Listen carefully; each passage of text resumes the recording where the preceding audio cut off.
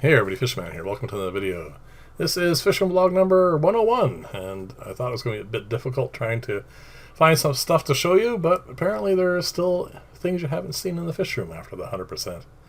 This is the land moss. I pulled that out of that tank to make room for the this, and I'm still not sure what I'm going to do with that, but we'll figure it out. So this is how it was when I set it up, and you can see there's lots of splashing. So what I wanted to do was find the least inobtrusive way of doing this.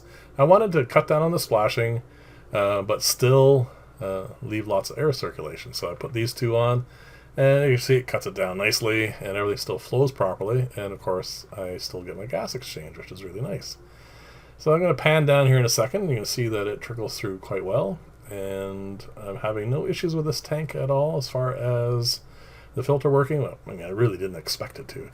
The only concern would be that this is uncycled, right? This is just new media. Well, some of it's old gravel, and I think I've used that lava rock a dozen different times, but it still takes time for the bacteria to, get out of hibernation and start reproducing, and of course, keep the tank clean. So I did notice, as you can see right at the bottom of the screen there, a little bit of foaming in the water.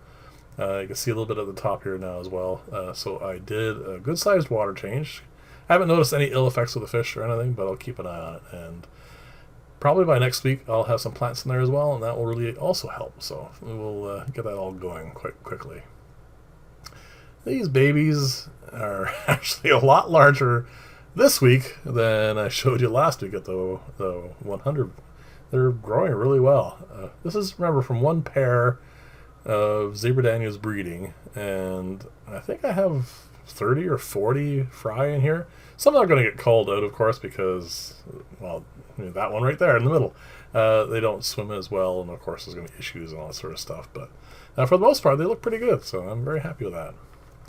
I wanted to show you this next batch of fry that were dropped in here, but I looked around and they just didn't want to stick their heads out. It is the other variety, not the tuxedo, but I think they call them blue coral or something silly like that. The light or colored ones, and I saw them, but at the moment they're not visible. So they're all doing really well. I'm very happy with that, and I will definitely be getting those into their own aquarium. So remember I told you I wasn't terribly happy about this setup. I wasn't getting what I wanted out of it. But ever since I took the plants out, of course there's still plants in the high humidity planter, it has settled down quite nicely. The fish are now doing what they should do. The mop is definitely a hit with the male, which is important.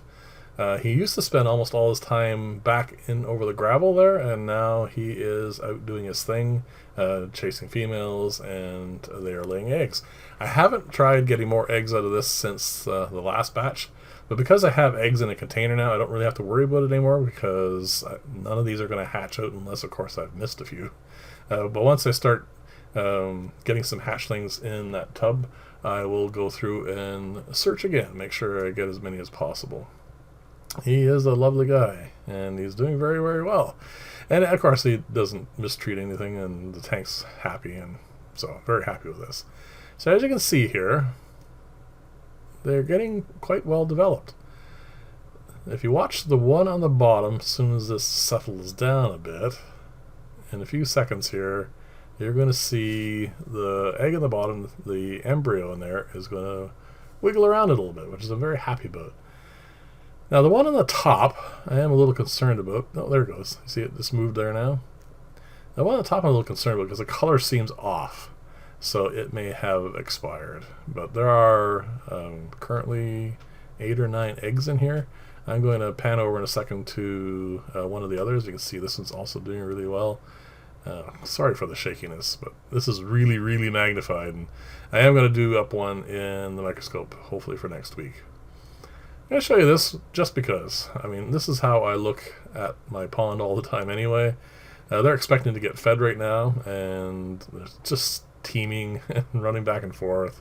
I really like this look. I like how, this visual impression is how I used to watch fish all the time when I used to go when I was a kid running around in ponds and stuff, and this is cool. I like this. I'm going to show you in a second here. There we go. We're going to flip over here now to, this is looking through the plexi, and they're nice fish. I'm actually getting to like the variety of colors that's coming out in this. And of course, they still really need to prune all this back still.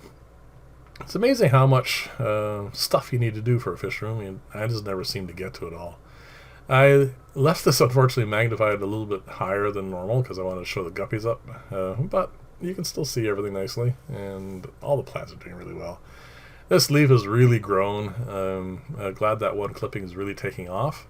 And I'm going to keep an eye. I think one of the other ones might have a bud coming out, and we'll see if it will also send up a leaf. So it's a bit of a slow grower, but it's doing fine. I mean, it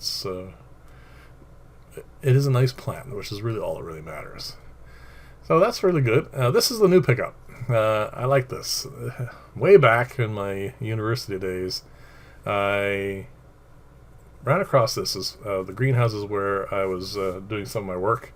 They had just gotten in a variety of geranium that smelled of lemons, like citronella. So I really liked it. I actually managed to get a couple of clippings way back then, but suddenly the moves and everything else since then, I lost it. Managed to buy that. I'm hoping it's just not been sprayed with citronella to give it the smell, but it is currently, if you rub the leaves, it smells like lemon. It's the only reason I got it. It's because of the smell. So I'm going to grow some of those out. I'm going to put it in those up in the top where you saw those plants. So I've fiddled with this a little bit. I've increased the flow somewhat. You're going to see here in a second. I think it probably will double what it was. The nice thing about this sort of thing is you can easily alter the amount of flow you get by either raising the water in the tank, lowering the water into the tank, of course more or less air bubbling into it. So many ways that you can regulate the flow for these. And what I'm going to do now is I'm going to put some plants in here, Java moss, and I'm going to let this sit for a little while. And then I'm going to wait, I think, until the next bunch of eggs is hanging off one of the rice fish. And then I'm going to pop her in here to drop her eggs there. So I just rearranged the lids a little bit for the moment. I'm not sure what's staying or how this is all going to rearrange and everything. So if I decide I want to keep that breeder box there permanently, I will redo the lids. So this is the tank, obviously, that has the rice fish in it and, a bunch of other stuff as well.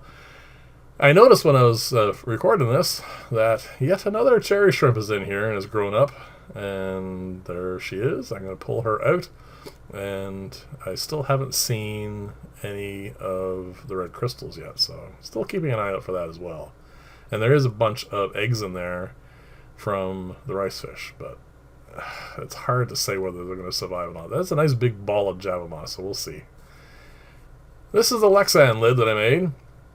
One thing I really don't like about it, besides, well, it is warping, but that's unreinforced. I'm going to just keep it going, but you saw the top of it there has lots of flake food on it. That is a problem because this is just cut to fit uniformly, and I have to lift it up every time I add food to the tank, and I don't like that. So I am going to cut a hole and have a nice easy access port. And I'm going to put it back in the tank for now, and we'll see how it does long term. So there you go. Thank you very much for watching. Let me know in the comments below what you think of everything, and I will see you in the next video. Bye for now.